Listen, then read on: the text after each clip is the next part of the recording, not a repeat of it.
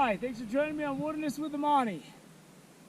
I just hiked up to Cottonwood Lakes number 4 and 5, and I got a lot of fishing to do. But before I get started, I had kind of a experience on this trip that I think I want to pass on to those of you who are new to backpacking that might help to basically keep you safe and could even save you. When you go backpacking and you hike into the backcountry, you're going to have to make calls. There's ice on the trail. Is that a good idea? Should we try to cross it? It's only a 10-foot patch of hard, icy snow. Should we do it? This creek is raging. I think we can get over it, but I haven't done anything like that. Should we do it? My advice to you, if you're new to backpacking, you don't have a lot of experience, make the safe call, do the safe play. When I was younger, I used to do a lot of calls where, looking back, I could have died crossing streams, trying to cross stuff, trying to go cross country and find things where I had no idea where I was going, and I really wasn't very good at using landmarks and tracking which way I came in. And I look back at those experiences and I made horrible calls. When you got to make calls, I always say go on the side of safety. My cousin Lance came up with me. We stayed in the backpackers campground so we can get acclimated because he was coming from Sacramento area. And he woke up this morning, he had nausea and he had a headache. And we waited for a while and it just wasn't getting better. He put on his pack. We hiked about a quarter mile in. And, you know, I wasn't going to tell him not to go. I just kept going, dude, worst case, go back to the campground. But within a quarter mile, he's like, dude, I'm going to go back. And he's just going to stay the night down there. He's going to try to come up tomorrow using his GPS. But if he can't, he burned a week's vacation. He drove 6 hours. Doesn't matter. He wasn't good to go. He had to make the tough call. The tough call isn't, I'm going to fight through it and go anyway. The tough call is saying, you know what? Even though I drove hundreds of miles, I used up all of my vacation, I might have to turn around and go home.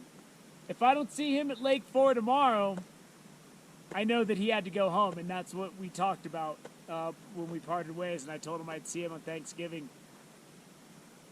You know, another example of bad calls when I was younger, early 90s, we're going to hike into Lake Vernon, Hetch Hetchy, 4,000-foot elevation gain to the highest ridge you got to cross. And it was me. I was in great shape. I had my friend Scott that I worked with. He ran Ironman competitions. Had a couple other of my buddies who were all pretty fit, you know, guys that surf every day. We got up there late and we're like, let's just go. You know, we're just going to power it full speed. Get to that lake, 11 miles, 12 miles, who cares? By the time we got to the last ridge, it was getting dark. It was dark. So we busted out headlamps and flashlights. We were exhausted. We were going down this ridge. We were slipping on logs, tripping. We finally got to the bottom, to the final ascent into Lake Vernon, and it's all granite. I mean, we were all exhausted, physically, mentally, just done. We put all our packs down, and all of a sudden I hear we shined a light. It's about a 300-pound bear coming straight for us. He heard us coming in the night, in the dark. And we were all so tired, we all just huddled together and started screaming. And luckily, it just went away. I mean, we were so tired, there was nothing we could do.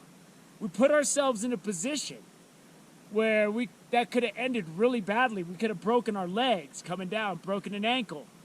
We just thought we could do it. We could power through it. It's a horrible choice to start hiking. We should have stopped at Laurel Lake, made camp, came to Vernon the next day. We would have had a day shorter. But hey, we got a late start. That's what it is. If you're looking at some ice on the trail or something, you always got to ask yourself, what happens if I slip? If the answer is certain death or high possibility of grave bodily injury if you do slip, I say don't do it. Some people out there will say, well, you get better by pushing the limits and doing that. Everybody's got to make that judgment for themselves. I say go on the side of safety. Another time, we were crossing the river and there's Lake Vernon again, and we wanted to get to the other side of the lake because we wanted to do cross country and fish Gregor Lake above. And the lake was high, the footbridge was in the middle of the water. And I'm looking back at what we did there. The water was ice cold. It was it was about this deep, but it was moving. And just to our right was just a chute that went down. We undid our packs in case we slipped so we could dump them if we had to, but I don't even know if we could have done that.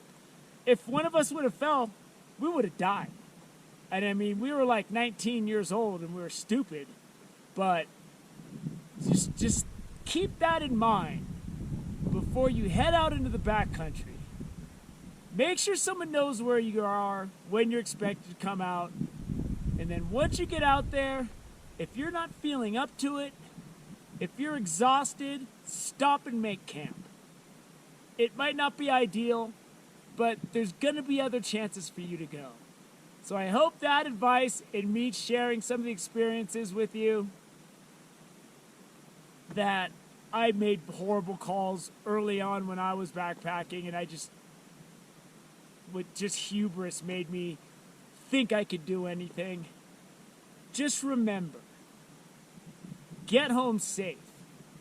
Get there safe, get home safe. That's the most important thing so you can live to go backpacking another day. I wish my cousin was with me. Maybe he'll come out of it and be able to hike up tomorrow, but we both agreed you got to be 100% to do it. If not, I'll see him again and we'll go fishing again in another day. It was a tough call. Tough calls are often the best calls. I hope that helps to keep you safe as you go into your backpacking future. Thank you for joining me on Wilderness with Amani. Until next time.